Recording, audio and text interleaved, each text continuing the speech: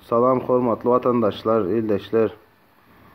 Ben bugünkü çıkışıma ertirki boljak miting hakda çıkış edýän. Ertirki mitinge hemmemiz gatnaşaly. Ertir hiç hili bahane yok. Her kim izinde.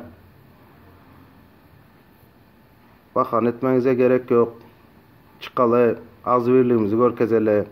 Arnamız vatanımız üçin, çağacıklarımızın geleceği üçin çıkaly. Korkmaňlar, sizlere öre baranda hiç kim ağzına atmaya. Sosyal mesafany gorap yürüyüş edeli. İň azından sanymyzy görkezeli. Sizden hiç kim tutup interview alıp duran yok. Yüzüňizi açıp, yüzüňizi suratyňyzy çekip ablivilerine yapıştıran yoklar. Korkmaňlar, hiç hili korku gerek yok. Vatanımız üçin, arnamysymyz üçin, çağacıklarymyzyň geljeği üçin göreşele. Bular ýaly bir boş baklaşkadan korkup, busup, yorganyň aşagyna girip yatmaly. Erkek bolaly çıkaly, käbir erkekler, käbir hatynlar ýok.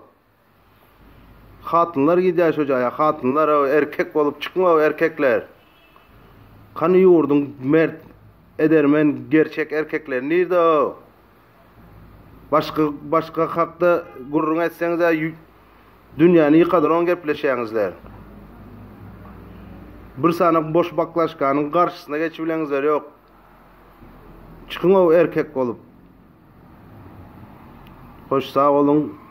Ertir mitingde görüşeli ökman.